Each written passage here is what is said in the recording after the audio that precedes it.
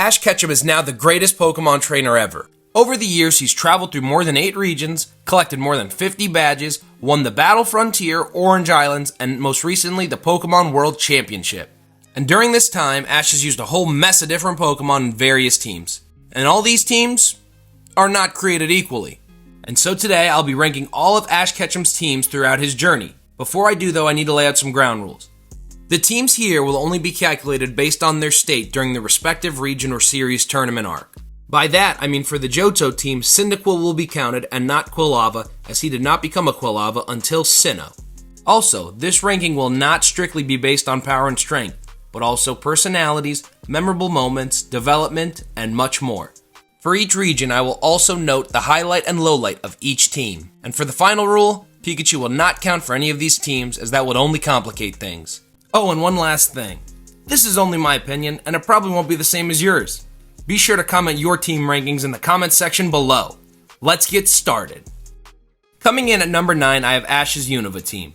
The Black and White series tried to do a soft reset of Ash, and kinda tried to be like Kanto 2.0 by having Ash catch a ton of Pokemon, and giving none of them really much time to grow. This team definitely had some potential though.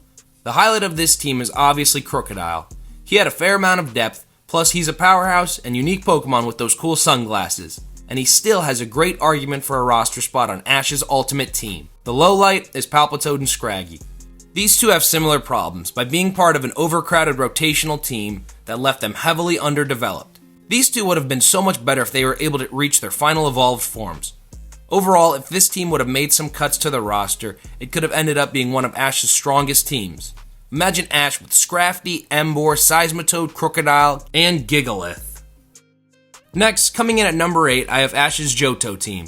This team overall was probably his weakest. In the Johto League, Ash relied mostly on the Pokemon he caught from either Kanto or the Orange Islands.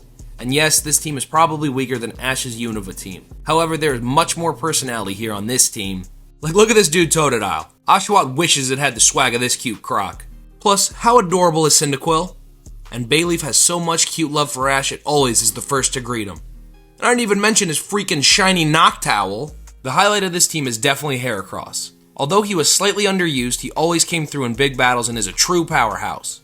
The lowlight is Phanpy. Added a little too late to the team, and honestly, I for one forgot he was even part of Ash's Johto team. Overall, the Johto team was definitely not the strongest team, but it was pretty memorable all the same. Next up, coming in at number 7, I have the OG Kanto team. Similar to the Johto team, this is one of the weaker teams, but man is it iconic. Where do we even start with these guys? I mean, Bulbasaur's the GOAT, the head of the Squirtle squad, and how could you forget the epic performances in the Kanto League of guys like Kingler and Muck? The highlight of this team is Charizard. When he would actually listen and turn it on, it was a sight to behold when I was just a youngin' watching on my TV. The lowlight is also Charizard. I mean, he cost Ash his first league, but honestly, looking back now, I think it was just because Ash wasn't yet a good enough trainer to command Charizard. Overall, this team is kind of weak, but they helped shape my childhood and helped turn Ash into the trainer he is today. Also, quick shout out to the homies Pidgeotto and Butterfree. It was awesome to see you guys returning that Pikachu vision. Alright, at number 6, I have arguably Ash's most underrated team, his Hoenn Team.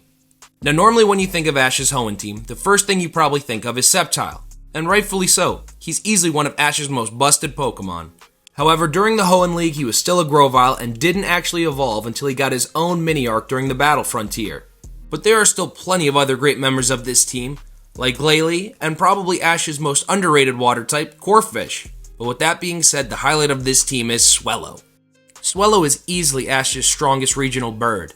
His list of impressive feats are plentiful, and of course you know I'm talking about that fabled Thunder Armor. Swellow was just one tough Ash Pokemon. As for the lowlight of this team, yeah. Although he did almost take down Brandon's Registeel. Man, I wish he would have won this battle. And it's thanks to this team, Ash was able to take the next step as a trainer, going from good to great. Now at number 5, I have Ash's original championship team, his Orange Islands team. This team was a major upgrade from his Kanto team. It was during this series when Ash was finally able to earn Charizard's respect, and the two could utilize their full power together. Plus, Ash traded in some weaker mons for mons like Tauros and Snorlax.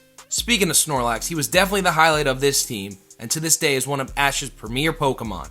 Meanwhile, I guess the lowlight was Lapras? She was mostly just a glorified Uber, but her getting released was still pretty sad. Overall, the Orange Islands team was incredibly powerful for the time, and has aged pretty well. I mean, obviously, it beat the undefeated OG Drake and made Ash a champion. Now coming in at number 4 may be a pretty controversial pick, but it's Ash's World Championship Journeys team. Yes, I know they're incredibly powerful. It was just a very weak narrative team. Most of the Pokemon's power and strength felt unearned. Like, how could you describe the lowlight of this series, Dracovish, besides, oh, he's strong? There was so much narrative possibility with Dracovish. Like, he's a mixed and matched ancient fish living in the modern age. But instead of writing any stories about this, let's just have him beat one of the Unova Champion's strongest Pokemon in his first battle. Yeah, okay. But of course, this isn't a video about hate for the Journeys team because there's plenty of that out there already.